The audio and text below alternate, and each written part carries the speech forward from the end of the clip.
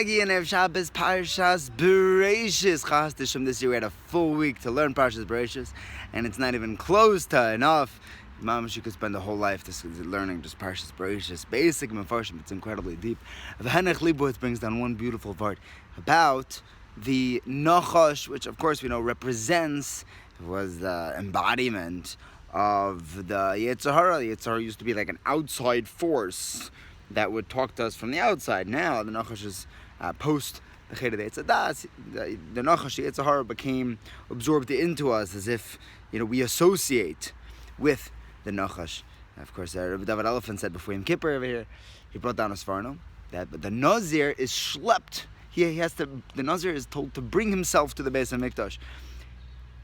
He explains, what do you mean you're bringing yourself to the Beis HaMikdash? He says that when you come after Naziras, 30 days of dedicating yourself to Hashem, it's separating yourself from your physical body and from physical pleasures, from the whole physical world, you begin to re-evaluate yourself. And you no longer associate yourself as being a chelik of a Yetzer Hara. You realize that the Yetzer Hara is not the balabas. The Yetzer Hara is a guest who just made himself way too comfortable. And after a Nazirus, a person is able to re-identify himself and his Yetzer Hara as two separate entities.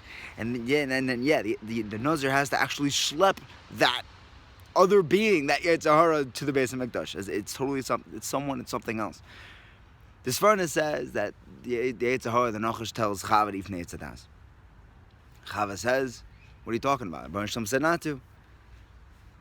Bereishis said, before the Bereishis told us what not to do, he told us what to do. Enjoy it. I made an entire world, an entire gan full of the most delicious, most incredible fruits and bread growing off the trees, an unimaginable existence. They didn't even need fingers, they were just mitten hands, just popping things off. That medrash always got to me.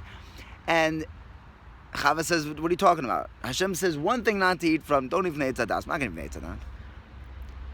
And that was emes. When you think clearly, Chava had no havamina of eating from the tzadas. But what's the koyach of the Yetzer Hara of the Nachash? Dimyon. Sfarna says, it's a koyach of imagination. She knew 100% that she was not supposed to eat tzadas. And she knew clearly that she shouldn't. There was no point. The Nachash created this idea, painted this picture in her mind's eye, that Hashem only doesn't want you to even eat tzadas because He doesn't want you to have this level of elikus. He doesn't want you to become a god like Him.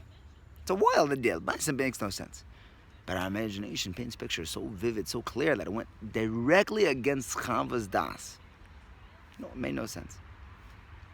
But she went with it. Our imagination is so strong.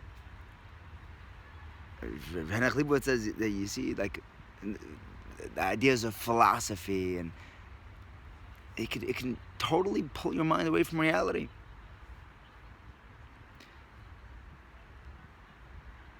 If Berkowitz has been telling us lately, if it's called Berkowitz, you can't let our imaginations get grab a hold of us, take us places where it's not real. It's not easy. It's not easy. The core of humanity, Adam and Chava, they fell for it. The Yetzer Hara is a tremendous power. Imagination is incredibly powerful. My friend saw someone running down the street, all alone, screaming terrorist.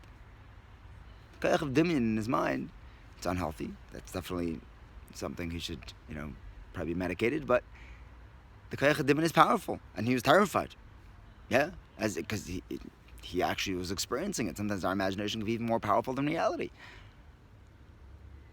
I went to the hospital yesterday to go play for some soldiers. Baruch Hashem, weren't too many soldiers in the hospital. There was a bunch of them who were playing music. Mamash simcha neira ad me'od.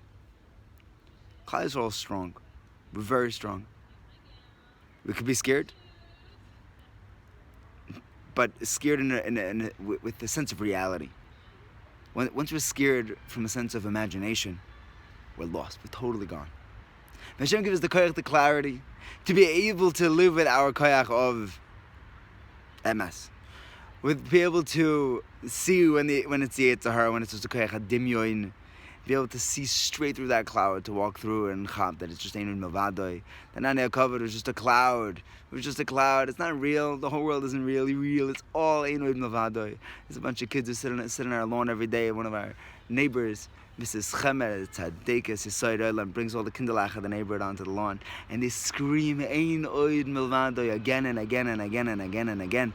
Lamasa, you have to keep saying it until you mamash believe it. Hashem give us the koyach to mamash believe Ein oid milvadoi, to live with that sense of emes and truth. And Be'ezer Hashem, what we really see, the emes, should be encouraging and beautiful, and we should see nechama and hatzlacha and a catastrophic downfall to all of our enemies. Amen.